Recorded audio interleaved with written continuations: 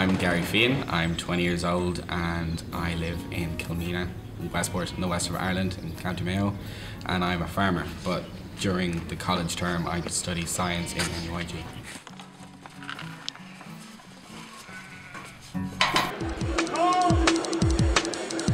My name is Keith Tracy. I currently live in West London. Current job is bartender in a small little gay bar. The bar is called West 5. It's one of 2 gay bars in West London, so it's not many people that would have places to go around here, except for ourselves and another one down the road. So it's quite popular.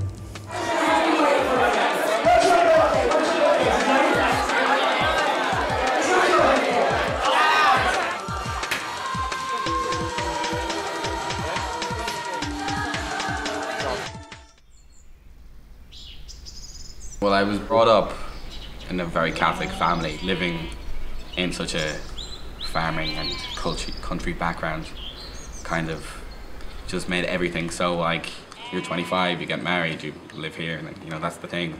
It's very kind of traditional.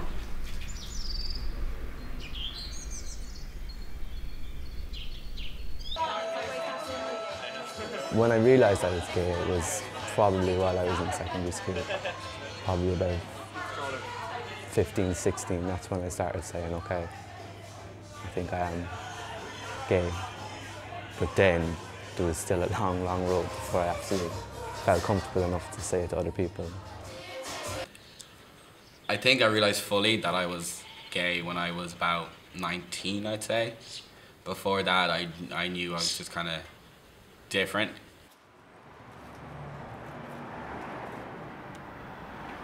I think I pushed a lot of people away, so I didn't really have a lot of close friends in secondary school for a while. Yeah, just kind of didn't want to, just wanted to be away from everything, like, just because I didn't want to have to get found out or anything like that.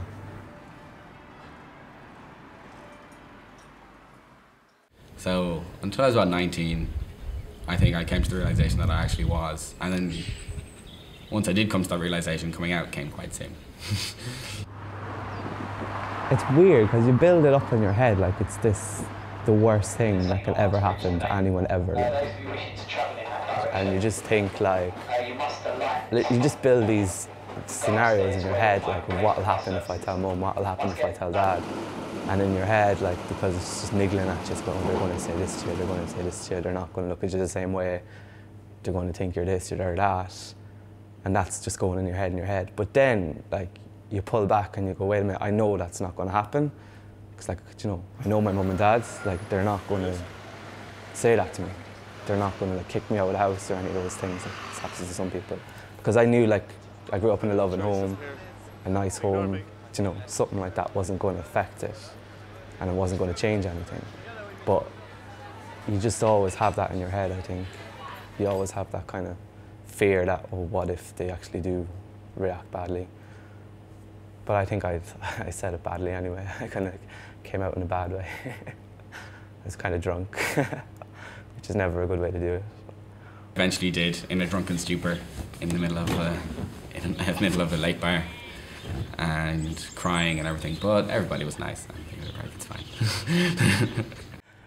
I was such a drama queen. I had to make it into such a big hula, and it was like, they were just like, well, I don't care, it doesn't matter. It's fine. And I was just like, no, you don't understand. It was stupid. But yeah, that was fine then after that.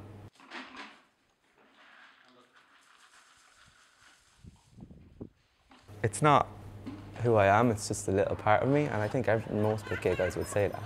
It doesn't define who you are. So I don't want to have to be like going around telling everyone, oh, I'm gay, but, like, I don't know, it's kind of, I think it'd be hard to find someone that didn't know someone who was gay. You know, everyone knows someone that's gay. You know, your cousin, your brother, your, you know, father sometimes, you know, anything, your friend, everyone knows someone that's gay.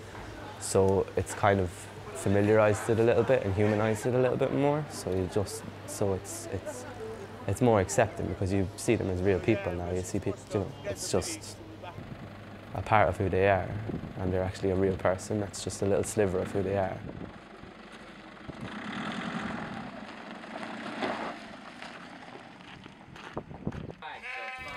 I always like it's kind of more of an idealist kind of thing, because when I do think about it, like I'm always like I get into an angry stupor, and it's like I hate the farm, I hate everything about Mayo, I'm gonna move.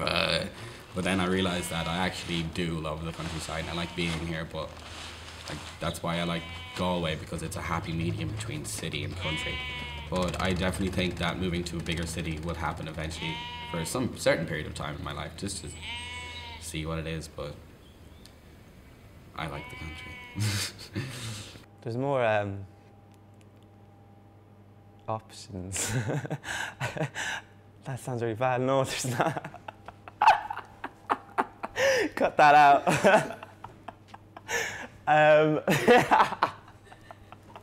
No, but come on. I moved over like being young, like, and from a rural, small little town in the west of Ireland. Do you know? And it was like, do you know, the only, not even the only gay in the village, but like there wouldn't be many other people that you'd be able to see or talk to, do you know, that kind of way?